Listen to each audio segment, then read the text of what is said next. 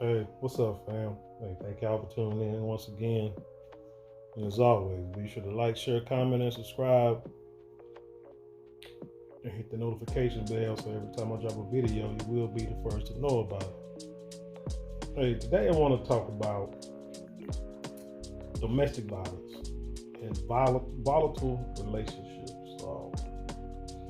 From the man's side, we all know that for the most part, people will talk about, when they talk about domestic violence, they're always going to talk about, women being abused, how women need to get help, need to get out of those relationships. And I'm all for that. No one has a right to abuse you in any way. Whether it's physically, emotionally, verbally. However, if there's a toxicity in a relationship, unless you go and seek professional help, not talking to your aunties and cousins, or your uncle that, who got like 5 girlfriends. Unless you go seek professional help, then the relationship needs to dissolve. The problem is, I think a lot of people are more afraid of change than they are afraid of getting beaten up and dying. It's kind of like when you're a kid and you get in trouble. If you don't get a whooping, or if you get a whooping or get punished, whatever it is, however it happens, whatever happens to you.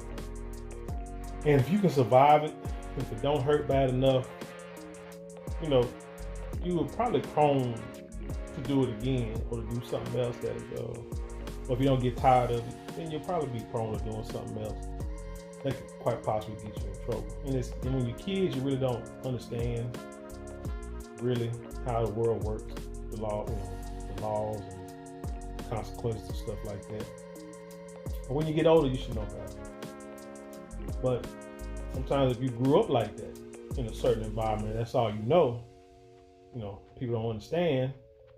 If that's all you know, and that's all you're used to, you pretty much are going to feel like that's the way of life, period. So, and that goes with a lot of reasons why people stay in domestic relationships. Relationships with violence in it.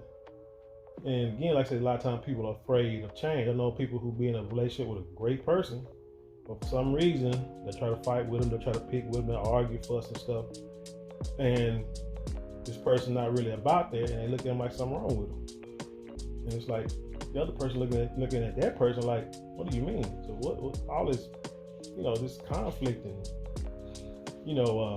confusion and all that stuff is like unnecessary, right? But you just have people who are just not used to that. Men and women, can be very emotional, be emotionally charged, to where they feel the only way they can get their point across, or the only way they can be heard, is to be abusive in some way. So my point is, like I say, if you're in a relationship like this, you got to get out. And yes, unfortunately, it may be unfair. You may not like it, but you have to make a change. If you're in a relationship with some woman's in a relationship with some man is beating on her, constantly, consistently, or whatever the case, and you want to break up with him. If you know this guy's violent, this guy's crazy, it's a good thing. It should probably be your best bet to move up out that neighborhood, move up out that state. Go somewhere where he can't find you. I tell your family the same thing. It's unfair. But the problem is, that's the reality. I was watching some show on the Investigative Discovery today. I think, I can't remember the name of it, but it was this lady who was killed in her office, and this young guy was killed. And, when they did the investigation, initially people thought that maybe they had some kind of relationship, some kind of what do you call it, affair or something. But in reality, when they did it, when the police and everybody in the investigation, family involved, they realized that these two did not have an affair or a sexual relationship. What happened is a guy that this woman used to date and came to her job, drove hours, and this dude was married, and this was crazy about the story, but he drove hours to this woman's job, killed the boy. The boy didn't even know what was happening. They say he was sitting at his desk, probably playing the game on the computer with headphones on, got shot in the back of the head. Then he went back there, found the woman he was looking for, shot and killed her, and then drove back to Florida, I believe. I think they was in a whole nother state. So that's the reality of it, y'all. But with that being said, I want to talk about this story out of Arlington, out of the great state of Texas, that happened a few days ago. And in this story, you'll see that yes, women also can be violent. The story out the Daily Mail, it said boyfriend 25 dies after his skin quote unquote melted off when his girlfriend 24 sprayed him with 50 cents worth of gasoline and turned him into a human fireball during a row at Texas gas station. All right, now understand this is a European or British, website. So I'm not sure what the word row means. It may mean like an argument or what have you. Yeah, so you might hear some words that may not make sense, but I think you'll get the context. So it says, Brianna 24 doused Ricky Doyle 25 in petrol, which is gasoline over here in America, as he sat in back of a Jeep. This is according to the Arlington Police Department charging document. Witnesses report him running around parking lot with his skin melting off. He died on Tuesday after a two-week fight for survival, prompting murder charges. Johnson told witnesses the fire started by accident because she was smoking. Let's see. Yes, a daughter died Tuesday in Dallas area hospital after a 2-week struggle for survival following a horrific attack, prompting the Johnsons' aggravated assault charge to be upgraded to murder. Doyle's mother Lisa told NBC DFW how doctors said his foot was the only part of his body I could touch. That's all that was left. Johnson was heard to tell Doyle, "I'm going to kill you," at a Shell gas station during the argument, and went inside and paid for 50 cents worth of gas. Now,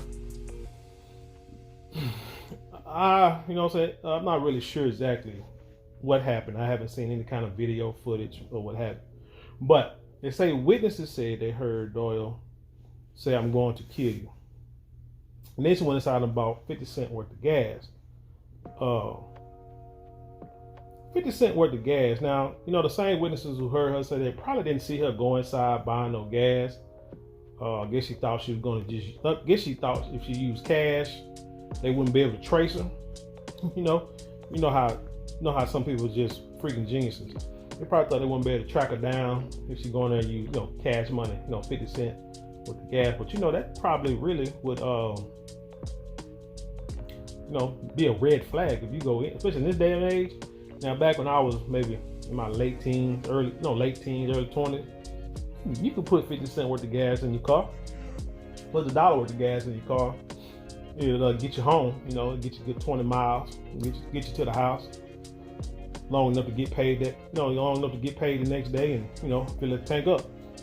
Or find, a few dollars, find a few dollars somewhere at the house in your, in your bleach bottle, your little change jar or what have you. But nowadays, somebody buy 50 cents worth of gas, I'm surprised they didn't laugh at her or turn it back around, because that's not even worth the electricity or the energy it takes to even ring that up. You heard? They say witnesses saw her return and pour the gasoline over Doyle and walk around to the driver's seat and set it on fire, in what had seemed like a premeditated and thought through attack. Now, what other news outlets say is that he was sitting in the back seat she turned the gas on and actually pumped gas into the backseat. He was in the backseat, and she actually pumped the gas into the backseat where he was sitting, and then lit him up. They say Doyle escaped from the car engulfed in flames and was seen screaming through the parking lot, unable to stop his body from burning. Shit, I can imagine. Gasoline, bro. The customer rushed to his aid with a fire extinguisher and put the flames out. A witness said Doyle was bleeding, had skin that appeared to have melted off his body, said the police charging document. Johnson told witnesses that she was smoking while pumping gas, which was the accidental cause of the fire. However, witnesses who had seen Johnson allegedly deliberately set Doyle on fire confronted her, with one trying to detain her until the police arrived, but Johnson pushed that person to the ground and drove away while smiling. The police report said she probably a good heavy set woman, and Doyle like he like a real slim guy. So, she probably was kind of strong. She probably was a little cock diesel. Doyle's family said that he was first taken to Medical City, Arlington, before being transferred to a hospital in Plano, which was probably Medical Center of Plano, because if I believe correctly, they have a trauma burn. They have a trauma unit like for burn victims at that hospital, where he had been treated for burns covering more than 90% of his body. They said the top of his head, groin, and buttocks area, along with the bottom of his feet, was spared. Doyle's little sister, Michaela, said the argument between Johnson and Doyle initially started outside the family's home in Arlington. Quote, she just started beating on his chest. She took his phone, she threw his phone. Then she came back and she picked up his phone, threw it at him, and then started beating his chest, Michaela recalled. We knew she was abusive to him, but we didn't see this. We didn't know this was going to come. Johnson is currently in the Tarrant County Jail. So my belief in this story is, most likely, if it had anything to do with a phone, this dude either had another woman or was liking some Instagram or OnlyFans pictures or something, and she wasn't having that. That's my take. That's my firm belief. But the sister said that this woman had been abusive for a long time.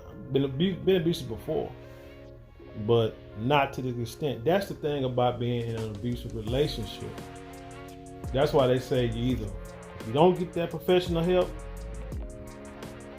and I ain't talking about going to church and they praying over you. I mean professional help. You have got to separate yourself from that situation, because if she was been abusive before, it has to escalate. And that's the thing, even with the abuser and the person that's being abused. If, like I said earlier, if a person, let's say you're a young kid and you get in trouble, and if you can survive the punishment, it's a good chance that you will do something else that could get you in trouble until you either feel the punishment that you don't like, or you just get tired of being punished. Period. Bottom line.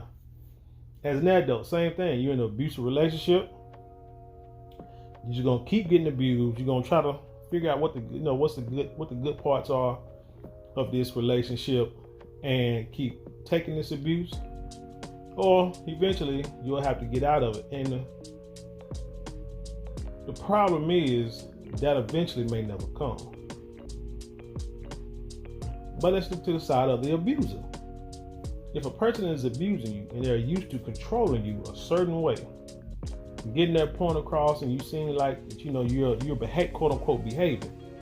But then we get to a point where they come to realize that they're not really controlling you the way that they feel that they should be, or that they thought they would. So then the abuse escalates. And then it escalates to the point of they had enough. They got tired of abusing you so much that you just don't get it, and you'll never get it. So I just gotta go and kill you. So this happened, like throw gas on you and set you on fire. I don't know what she thought was gonna happen to him, but gasoline is gasoline. 50 cents worth of gas, although it may not seem like to go in a car, that's a whole lot to go on a person's body. That's a good what? I don't know, let me guesstimate 1,001, 1,002, maybe 2-3 seconds worth of gas. Man, that's can you imagine that? I just don't know how in the hell, but damn, it couldn't have been a whole lot, or she a damn straight shoe, because I'm trying to figure out how that car didn't catch on fire. But this dude was sitting in a seat. Now how the inside of the car didn't catch fire? Because he jumped out, and then she jumped in and drove off. But I don't know, man. But anyway, like I'm saying, like I said, abusive relationship, it's nothing to joke about. The problem is, a lot of men do not report abuse. I mean, statistics are, they say that 1 in 4 women will report being abused, but only 1 in 9 or 1 in 7, depending on what statistics you look at, of men. 1 in 7 men report being abused, and they always say the reporting is lower than the actual numbers, which is like very disheartening, because you think 1 in 4 women report, but more are being abused than that. Man, so you telling me I'm just gonna guesstimate at least half to 75% of women are being abused somehow by their men or they woman, whatever, whether it's straight or gay or whatever. Because I don't know, man. I mean, I didn't see abuse in my family, in my household, my mom and dad growing up at all. I mean, no. I mean, mom used to fuss. That's about it. Be mad, fuss. Back in the day now.